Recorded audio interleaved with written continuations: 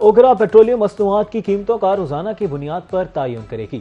وفاقی وزیر پیٹرولیم کا وزیر اطلاعات کے ہمراہ پریس کانفرنس میں اعلان۔ کہا ایران امریکہ جنگ کے باعث عالمی منڈی میں ڈیزل کی قیمت 110 سے بڑھ کر $140 ہو گئی ہے۔ پیٹرول پر لیوی جنگ سے پہلے کی نسبت کم ہے۔ اوگرا روزانہ کی قیمتوں کا تعین کر کے ویب سائٹ پر لگایا کرے گی۔ پیٹرولیم قیمتوں میں کمی کا فائدہ عوام کو فوری دیا جائے گا۔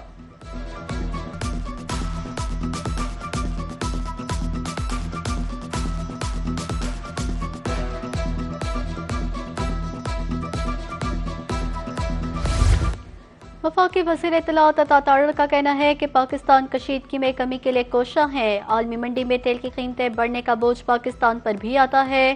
جب دنیا میں تیل نہیں مل رہا تھا تو پاکستان میں تیل کا بندوبست تھا۔ پاکستان میں ایک دن بھی تیل کی قلت نہیں ہوئی۔ Goods, public transport, motor cycle سواروں اور زراعت کے لیے سبسڈی دی گئی۔ ہمیں الیکٹرک بائکس اور الیکٹرک گاڑیوں کی طرف جانا ہوگا۔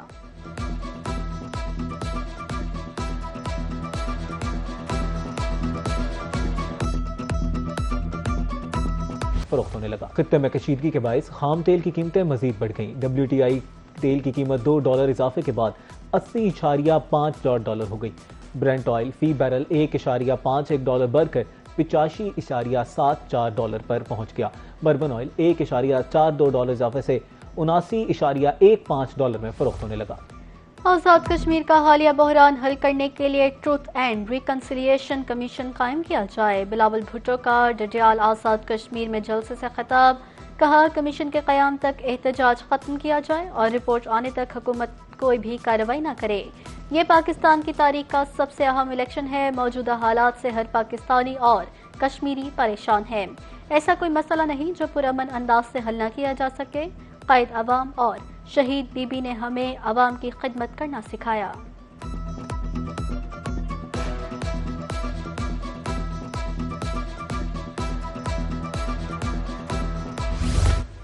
آپریشن شوبان بلوچستان سمیت خطے کے امن کا ضامن۔ آپریشن شوبان کی عالمی سطح پر پذیرائی۔ بلوچستان میں فتنہ الخوارج فتنہ الہندوستان کے ٹھکانوں کو کامیابی سے نشانہ بنایا جا رہا ہے۔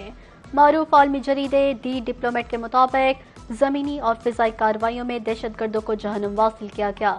علیحدگی پسند گروپس اور فتنہ الخوارج نشانے پر ہیں۔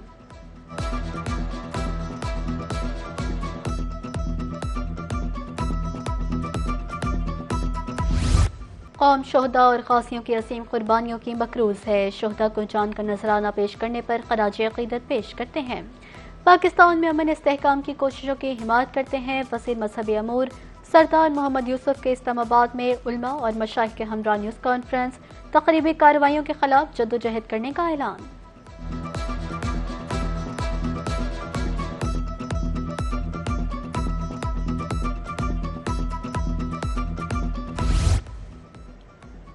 پاکستان کے خلاف اپنی سرزمین کے استعمال پر برطانوی حکومت نے تحقیقات شروع کر دیں۔ برطانوی ہوم آفس کے مطابق پرامن احتجاج کا حق صرف قانون کے دائرے میں ہے۔ تشدد، دھمکی اور خوف پھیلانے کی اجازت نہیں۔ قانون کی خلاف ورزی پر پولیس کو مکمل اختیارات حاصل ہیں۔ نفرت انگیزی اور عوام کو ڈرانے دھمکانے سے متعلق جرائم پر قانون پوری سختی سے نافذ ہوگا۔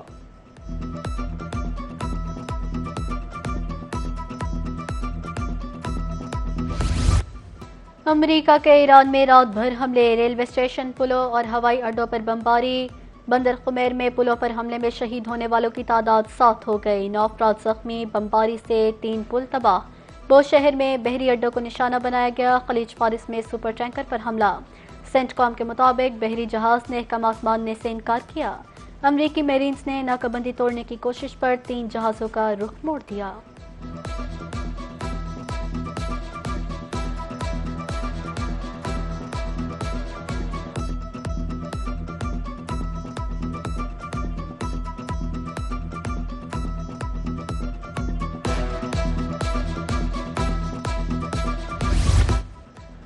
پاسدارانہ انقلاب کا امریکہ پر جوابی وار۔ قطر، شام، کویت اور بحرین میں امریکی تنصیبات پر حملے۔ کویت میں ایرانی ڈرونز نے امریکی میزائلوں کی بیٹری کو نشانہ بنایا۔ بحرین میں امریکی اڈے پر میزائل داغے۔ شام میں امریکی فوجی کے اسپیشل آپریشنز کمانڈ سینٹر پر حملہ کیا گیا۔ پاسدارانہ انقلاب کا کہنا ہے شہری تنصیبات عوام پر حملوں کا انتقام لیا۔ غلط اندازہ لگانے والوں کو بھاری قیمت چکانا پڑے گی۔ آپ نے ہرمز جنگ سے پہلے والی حالت میں نہیں آئے گی۔ خلیجی ممالک امریکہ کو حملوں کی اجازت نہ دیں۔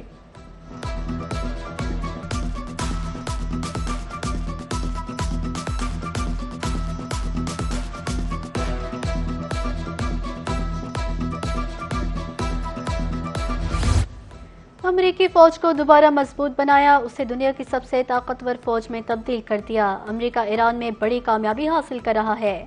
آپ بہت جلد ایران پر حملوں کا نتیجہ دیکھیں گے۔ امریکی صدر ڈونلڈ ٹرمپ کا قوم سے خطاب، بولے ہم وینزویلا میں بھی کامیاب ہوئے جو اب ہمارے ساتھ مل کر لاکھوں بیرل تیل پیدا کر رہا ہے۔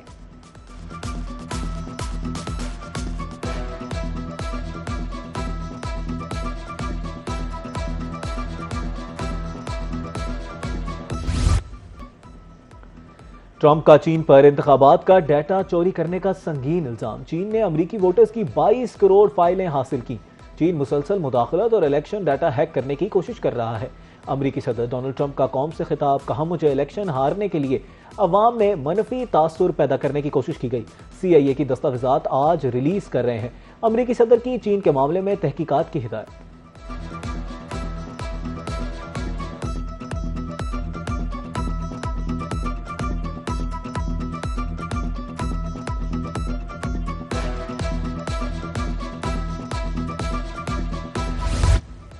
ایران اب بھی معاہدہ چاہتا ہے، ترجمان وائٹ ہاؤس کیرولین لیوٹ کا دعویٰ، کہتی ہیں ایران تقسیم کا شکار ہو چکا۔ اس کے کچھ رہنما معاہدہ چاہتے ہیں، ایران پر حملے MOU کی خلاف ورزی کے باعث کیے۔ صدر ٹرمپ سفارتکاری کے لیے اب بھی تیار ہیں۔ ایران کو اپنے کیے کی سزا بھگتنا ہوگی۔ ایرانی جہازوں کے علاوہ سب کے لیے آبِ ہرمز کھلی ہے۔ میناب اسکول پر حملے کی تحقیقات جاری ہیں۔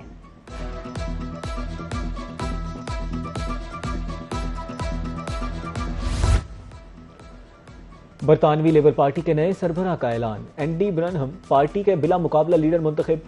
میڈیا رپورٹ کے مطابق سر کیئر سٹارمر پیر کو بادشاہ چارلز کو اپنا استعفیٰ پیش کریں گے۔ اسی روز اینڈی برنہم برطانیہ کے نئے وزیر اعظم بن جائیں گے۔ اینڈی برنہم 10 ڈاؤننگ اسٹریٹ منتقل ہو کر اپنی کابینہ کا اعلان بھی کریں گے۔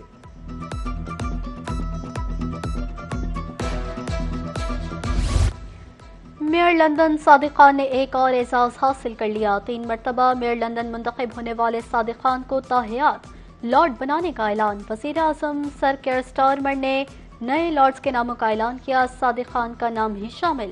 ووٹنگ اسٹریٹ کے مطابق شاہ چارلز نے نئے نامزد شخصیات کو لارڈشپ کی منظوری دینے کی خواہش کا اظہار کیا۔ ہاؤس آف لارڈز کے اس وقت 774 ارکان ہیں۔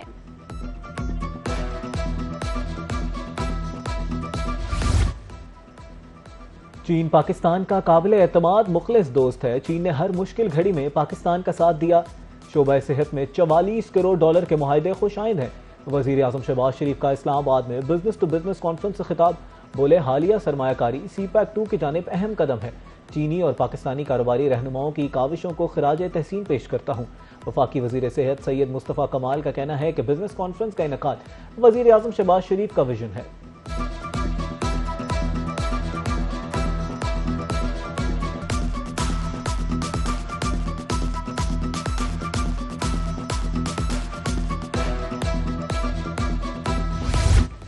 وزیر اعظم شہباز شریف کی زیر صدارت اجلاس، کاروبار میں آسانی کے لیے اقدامات کا جائزہ۔ وزیر اعظم کو آئندہ کے لائحہ عمل پر بریفنگ دی گئی۔ وزیر اعظم کا کہنا تھا آسان کاروبار ایکٹ پر عمل درآمد تیز کیا جائے، کاروباری اصلاحات کی تھرڈ پارٹی ویلیڈیشن یقینی بنائی جائے، مقامی اور غیر ملکی سرمایہ کاری سے استفادہ حکومت کی ترجیح ہے، کاروباری اصلاحات پر جامع رپورٹ جلد پیش کی جائے۔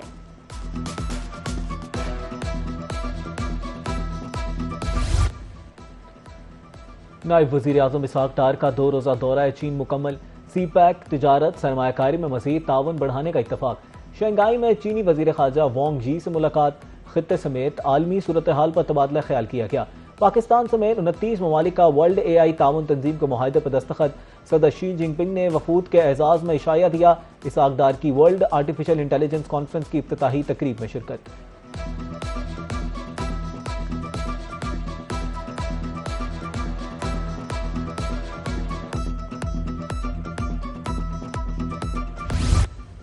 لاہور میں اپنی چھت محفوظ چھت پروگرام کی افتتاحی تقریب، وزیر اعلیٰ پنجاب مریم نواز کا تقریب سے خطاب، کہا اپنا گھر مکینوں کو تحفظ کا احساس دلاتا ہے۔ پروگرام کے تحت لوگوں کو اپنی چھت فراہم کی جا رہی ہے۔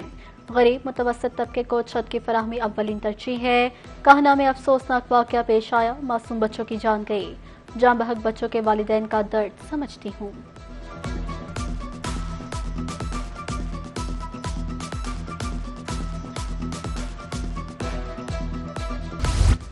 ملک میں سونے کی قیمت میں بڑی کمی، فی تولہ سونا 3,600 روپے سستا، 24 قیرات 4,21,836 روپے میں فروخت، 3,086 روپے کمی کے بعد 10 گرام سونے کی قیمت 3,61,656 ہو گئی۔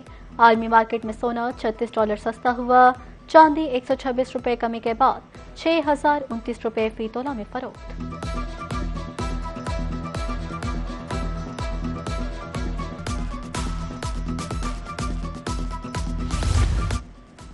وفاقی ادارہ شماریات نے مہنگائی سے متعلق رپورٹ جاری کر دی۔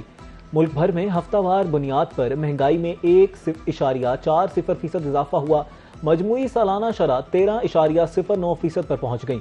ایک ہفتے میں 27 اشیائی ضروریہ کی قیمتوں میں اضافہ ہوا، کیلا، دال، مسور اور چینی سستی ہوئی، 20 اشیاء کی قیمتیں مستحکم رہیں۔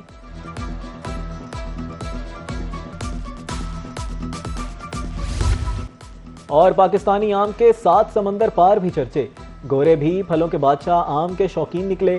واشنگٹن ڈی سی میں پاکستانی سفارت خانے کے زیر اہتمام مینگو فیسٹیول کا انعقاد کیا گیا، امریکی اور پاکستانی کمیونٹی کی بھرپور شرکت، خوب آم کھائے۔ سفیر پاکستان رضوان سعید شیخ اور اہلیہ نے مہمانوں کا پرجوش استقبال کیا۔